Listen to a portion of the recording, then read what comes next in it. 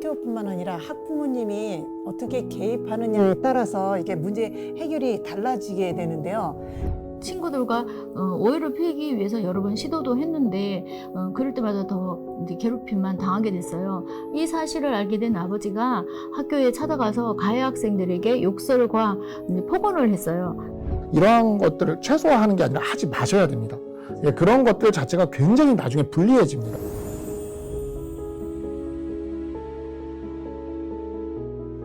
자, 이번 시간은 학교폭력 피해 학생 보호 지원의 문제점에 대해서 좀 얘기를 해보도록 하겠는데요. 학교뿐만 아니라 학부모님이 어떻게 개입하느냐에 따라서 이게 문제 해결이 달라지게 되는데요. 근데 되게 보면 부모님들이 막 이거 사건 해결하는데 막 치중하다 보니까 아이의 어떤 이게 보호 그런 부분에 대해서 놓치는 부분들이 많더라고요. 그래서 그런 사례가 있으면 좀 이야기를 한번 해줘 보시겠어요? 네, 고등학교 1학년 여학생 사례인데요. 평소 친하게 지내던 같은 반 친구들이 따돌리거나 비난을 하거나 욕설을 하면서 괴롭히기 시작했어요. 친구들과 오해를 피하기 위해서 여러 번 시도도 했는데 그럴 때마다 더 이제 괴롭힘만 당하게 됐어요. 이 사실을 알게 된 아버지가 학교에 찾아가서 가해 학생들에게 욕설과 이제 폭언을 했어요. 이게 학교 전체에 소문이 나면서 이 피해 학생은 도대체 이제 찌질이라고 놀림을 당하게 됐습니다. 그 괴롭힘을 견디다 못해서 이제 학교폭력 신고를 하게 됐어요. 그랬더니 학교에서는 오히려 이 학생의 행동으로 인해서 문제가 발생했다라고 원망을 했다고 합니다. 그래서 이 학생은 이제 그 다른 친구들한테 이제 수군 그림에 딴 친구들한테 이제 접근해서 말을 한다든지 또 점심시간이 되어서 같이 점심을 먹어야 하는 친구가 없어지게 된 거죠. 그리고 계속 수군 그리는 거에 대해서 고통을 받기 시작하다가 보니까 학교에 보호 요청을 했었습니다. 근데 학교에서는 어떻게 해줄 수 있는 범위가 없다라고 얘기를 하게 되었고 가해 학생과 같은 반에서 피해 학생이 지내게 됐어요. 그래서 그 지내는 과정에서 너무 힘들고 괴로우니까 이 피해 학생이 자퇴를 결심하게 된 사건이 있었습니다. 이게 부모님들이 감정적으로 시달리면서 되게 보면 가서 가해 학생들한테 폭행을 하는 경우들이 있더라고요. 근데 이거는 진짜 해서는 안 돼요. 오히려 피해자가 더 나중에 큰 피해가 오기도 하고 불리한 상황을 만들게 되거든요. 근데 이런 행동들을 또 많이 하시더라고요. 근데 또 반대로다가 신고를 안 하고 그냥 애들끼리 하면서 이렇게 또 그냥 넘어가시려고 그러는 경우들이 있더라고요. 근데 이런 선택을 할 경우에는 반드시 저희는 좀 피해 학생 아이 자녀하고 얘기를 나눠보고 나서 좀 하라고 합니다. 근데 되게 보면 피해 학생들이 오히려 두려워서 하기 싫다고 하지 말라고 하는 경우들이 있어요. 그럴 때는 이 아이가 뭔가 두려워서 그러는 거는 아닌지, 그리고 아니면은 친구들하고의 관계가 어떻게 보면 흐트러질까봐 그러는지 그거를 좀 잘 파악을 하고 나서 아이가 원하는 대로 좀 해주셨으면 좋겠다는 생각이고요. 이 피해 부모님들이 가서 가해 학생을 갖다가 폭행할 경우에 이것도 처벌이 이루어지는지요? 기본적으로 이건 모든 나라가 다 그렇습니다. 우리나라만 그런 게 아니라 근대법이 이렇게 이루어지는 법치주의 국가들에서는 이러한 피해 사례가 발생을 했을 때 사적인 제재와 사적인 형벌을 철저히 금지를 합니다. 그래서 사적인 어떤 보복이라던가 사적인 형벌, 사적인 제재가 이루어지면 그것 자체를 범죄가 성립하는 것으로 보기 때문에 어떠한 경우에도 사적인 형벌이나 사적인 제재를 하는 것을 하지 마셔야 됩니다. 예, 그런 것들 자체가 굉장히 나중에 불리해집니다. 근데 화가 나는 걸요, 뭐. 그래도 내려놓으셔야 됩니다. 화가 난다고 했을 때 그리로 연락을 가실 게 아니라 도움을 요청하셔야지 본인이 가서 그걸 해결하려고 하시는 순간 굉장히 곤란한 상황에 이렇게 빠지게 되거든요. 가해 학생의 부모들은요, 자기 자녀들이 가해를 했다는 걸 대부분 압니다. 왜냐하면 집에서 이렇게 딱 잡아놓고 물어보면 아이들이 그래도 얘기를 합니다, 부모한테는. 근데 대부분 아는데 팔은 안으로 굽는다고 일단 자기 자녀들 편을 들 수밖에 없거든요. 이런 분들은 자기들이 현재 불리한 지위에 있다는 걸 알아서 되게 법률적인 조언이나 이런 걸 적극적으로 찾아보게 됩니다. 그때 이제 이 가해 학생의 부모들에 대한 법률적 조언을 해주는 변호사들이 해주는 많은 것 중에 하나가 상대를 쌍방으로 몰 수 있는 것이 있으면 다 가져와 달라. 이걸 제일 먼저 얘기를 합니다. 이게 가장 1순위예요. 그래서 예를 들어 피해 학생이라고 얘기해도 피해 학생이 가해 학생에게 아주 소심하게 보복을 했던 것조차도 어떻게든 찾아내서 가져와 달라고 얘기를 하거든요. 그래서 최대한 이것을 피장파장을 만들려고 그래요.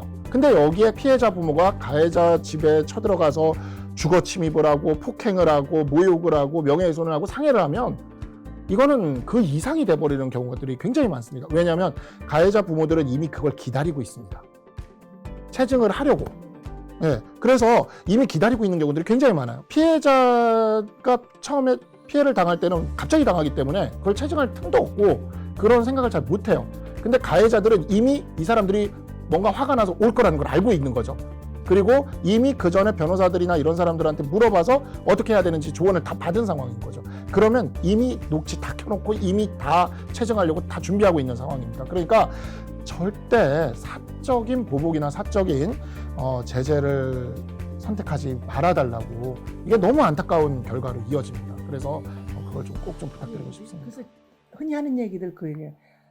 맞을 적에 가만히 이러고 맞아야지 방어라도 하다가 올리면은 또 이게 쌍방이 된다는 얘기도 하는데 아니 분명히 방어 아니에요 그건. 그거는 꼭 그렇지는 않습니다. 그러니까 정당방위가 성립될 수도 있고요.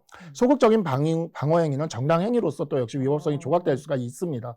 그렇긴 한데 이제 가해자 쪽에서 굉장히 좀 악랄한 거죠. 어떻게든 그걸 쌍방으로 몰고 가려고 하거든요. 예, 그래서 이런 사안들이 펼쳐지기 때문에 피해자가 그 상황에서 방어 행위를 하는 것까지 금지할 수는 없습니다. 누구든 자신의 몸에 대한 유형력이 행사되어 오면 방어를 할 수가 있는 거거든요. 다만 그게 모두 종료되고 나서 피해자 부모들이나 피해자의 보호자들이 이 분노를 못 이겨서 하는 행위들이 결과적으로 피해자에게 너무나 안 좋은 결과를 초래하는 경우들이 많기 때문에 가급적이면 이런 경우 좀 참으시고 법적인 해결을 시도하시는 것이 맞습니다. 두 번째 사례는 그 학기 초부터 반 친구들이 자신의 말투를 흉내내고 발표를 할 때는 또 웃거나 또 눈으로 서로 사인을 주고받거나 수근거리기도 했어요. 특히 이 그 모둠 활동을 하거나 그 그룹 활동을 할 때에는 이 피해 학생에게 이제 싫다는 것을 노골적으로 표현하기도 했습니다. 그래서 피해 학생은 이 사실을 담임 교사에게 이제 얘기를 했고요. 담임 교사는 바로 학교폭력을 신고를 하고 나서 교육지원청에서 그 하해조정 프로그램을 권고받아서 그걸 진행을 하고 그 진행을 하고 난 후에 이 피해 학생에게 반 친구들이 이제 진심 어린 사과도 하고 가해 학생들은 이제 자신이 뭘 잘못했는지 반성하는 그런 사례도 있었습니다. 이게 어떻게 보면 초기 대응이 어떻게 하느냐 그렇죠. 그거에 따라서 이게 또 상황이 많이 달라지는데 선생님이 어떻게 개입하느냐에 따라서 이게 진짜 평화로운 교실이 될 수 있는 건데요. 선생님들이 피해자가 이게 얼마나 고통스러운지 이런 그 부분에 대해서 얘기를 해주셨으면 좋겠고요. 특히 너희가 피해를 당했을 적에는 반드시 알림으로 해서 네 권리를 찾아야 된다는 거 그거를 좀 알려줬으면 좋겠다는 생각이 들어요. 그래서 저는 모든 선생님이 좀 이러면은 학교에서 문제들이 그치. 생길 일이 없다. 아이들이 모두가 저기 평온해질 수 있다 그런 사실 생각이 드는데 욕심인가요? 저는 이제 두 번째 사례를 상담을 하면서 이게 결과가 좋게 나오고 해서 상담하고 나서 저도 좀 기분이 좋고 굉장히 행복했던 사례라고 얘기하고 싶습니다. 학년이 올라갈 때거나 뭐 중학교에서 고등학교 올라갈 적에 이 가해 학생들하고 같은 같은 학급이 되지 않도록 신청을 하면 되잖아요, 교육청에. 근데 부모님들이 되게 보면 이것도 하나씩 모르시더라고요. 그래가지고 아이하고 배정이 된 다음에 그때서야 신청을 해가지고 놓치는 경우들이 있더라고요. 그래서 이게 언제 신청을 해야 되는 건지 거기에 대한 정보 좀 주세요. 일반적으로 이제 교육지원청의 현재 지침이 따르면 이제 상급 학교로 올라가시는 경우에 있어서는요, 학교폭력심의위원회에서 강제 전학 이상을 받아야 본배정 때 이렇게 분리돼서 이렇게 배정이 됩니다. 근데 이제 강제 전학 이상을 받지 않은 경우에는 본배정 때는 그게 고려되질 않고요. 이제 매년 초에 이제 교육지원청마다 공지로 올라옵니다. 재배정을 할 때 그때 이제 신청을 하셔야 됩니다. 그러니까 그런 사유를 소명을 해서 재배정 때 신청을 해야 그때 이제 다시 재배정이 돼서 그 학생과 이렇게 다른 학교로 이렇게 배정이 되거든요.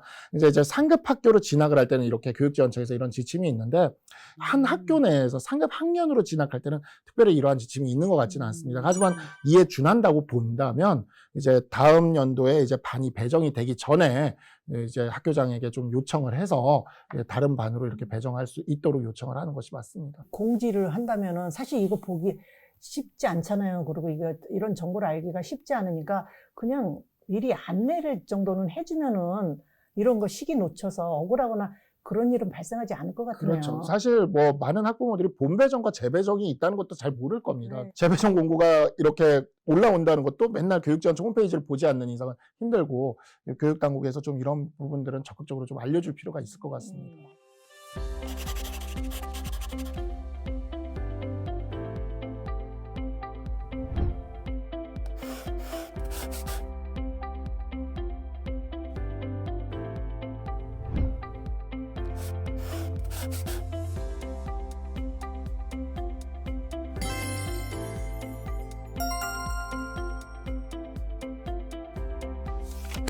(2022) 플러썸 청소년 영상제